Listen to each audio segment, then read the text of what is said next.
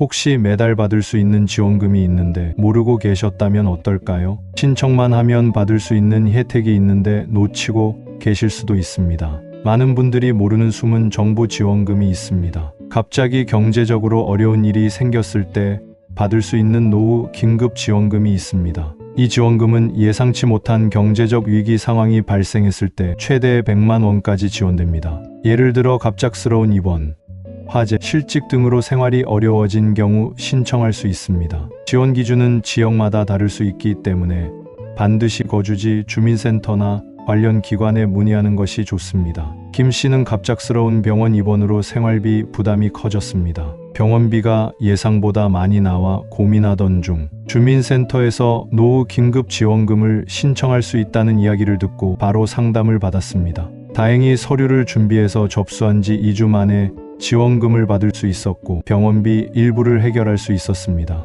이처럼 긴급한 상황에 놓인 분들은 해당 지원금을 적극 활용하는 것이 중요합니다. 현재 서울, 경기, 부산 등의 지역에서는 만 65세 이상 어르신들에게 지하철을 무료로 이용할 수 있도록 지원하고 있습니다. 일부 지역에서는 시내버스 요금도 할인받을 수 있으며 농어촌 지역에서는 교통 이용이 불편한 어르신들을 위해 특별 교통수단을 운영하는 곳도 있습니다. 거주 지역별로 교통 지원 정책이 다르기 때문에 시청이나 주민센터에 문의해 보시는 것이 좋습니다. 무료 영화 상영, 박물관 입장료 지원, 문화공연 관람 지원 등의 혜택이 제공되고 있습니다. 특히 문화누리카드를 이용하면 다양한 문화 활동을 할인받거나 무료로 즐길 수 있습니다. 이 카드는 일정 소득 이하의 가구에 연간 일정 금액이 지원되며 공연, 전시, 영화 관람 등에 사용할 수 있습니다. 신청은 가까운 주민센터에서 가능하며 사용처는 전국적으로 다양하게 운영되고 있으므로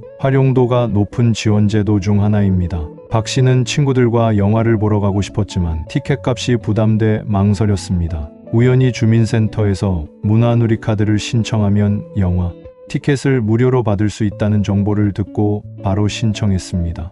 덕분에 무료로 영화를 관람할 수 있었고 박물관 입장료도 지원받아 더욱 알찬 문화생활을 즐길 수 있었습니다. 만 65세 이상이면서 거동이 불편하거나 치매 등의 질환이 있는 경우 장기요양보험 혜택을 받을 수 있습니다. 이 제도를 통해 요양보호사가 직접 가정을 방문하여 돌봄 서비스를 제공하거나 요양원 이용 비용을 지원받을 수 있습니다. 본인 부담금이 있지만 소득 수준에 따라 감면 혜택도 주어집니다. 국민건강보험공단에 신청한 후 요양 등급 판정을 받고 판정 결과에 따라 지원 금액이 결정됩니다. 이 제도를 활용하면 경제적 부담을 줄이면서도 안정적인 돌봄을 받을 수 있습니다. 겨울철과 여름철 전기 요금 부담이 큰 분들을 위해 에너지 바우처 제도도 운영되고 있습니다. 이 제도는 전기, 도시가스, 등유 등의 에너지 요금을 지원하는 것으로 주로 기초생활수급자,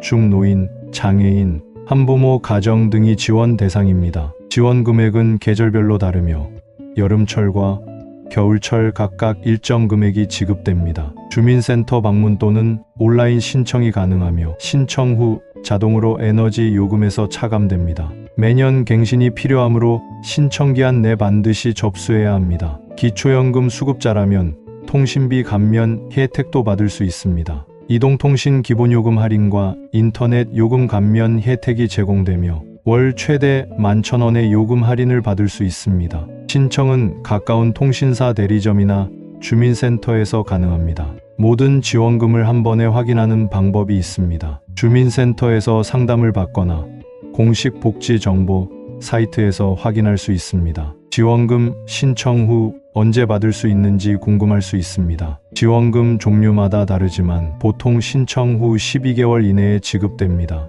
이미 기초연금을 받고 있는데 추가로 받을 수 있는 지원금이 있는지 궁금하다면 기초연금과 별개로 대중교통 지원, 문화누리카드, 에너지 바우처, 통신비 감면 등의 혜택을 추가로 받을 수 있습니다. 혼자 신청하기 어려운 경우 가까운 주민센터에 방문하면 직원이 직접 도와줄 수 있으며 가족이나 지인의 도움을 받을 수도 있습니다. 신청 서류를 미리 준비하는 것이 중요합니다. 신분증, 주민등록등본, 소득증빙자료 등이 필요할 수 있으며 지원금 종류에 따라 추가 서류가 요구될 수도 있습니다. 신청 전에 미리 어떤 서류가 필요한지 확인하면 시간을 절약할 수 있습니다. 각 지원금의 신청 기한을 확인하는 것이 중요합니다. 각 지원금과 복지 혜택은 지자체별로 운영되는 경우가 많기 때문에 신청 기간이 다를 수 있습니다. 특히 연 단위로 운영되는 복지 제도는 매년 갱신해야 하는 경우가 있으므로 한번 신청했다고 끝이 아니라 정기적으로 확인하는 것이 좋습니다. 온라인 신청이 가능한 경우도 있습니다. 인터넷 사용이 익숙하지 않은 경우 가족이나 지인의 도움을 받아 신청할 수도 있으며 일부 지원금은 주민센터 방문을 통해서도 접수가 가능합니다. 본인이 받을 수 있는 복지 혜택을 확인하고 싶다면 주민센터나 관련 기관을 방문하여 상담을 받아보는 것이 가장 정확한 방법입니다. 오늘 소개해드린 혜택 중 하나라도 해당된다면 꼭 신청해 보시기 바랍니다. 정부 지원금과 복지 혜택은 신청하지 않으면 받을 수 없기 때문에 놓치지 말고 활용하는 것이 중요합니다. 혹시 주변에 이런 정보가 필요한 분이 있다면 공유해 주시고 더 궁금한 사항이 있다면 댓글로 남겨주세요.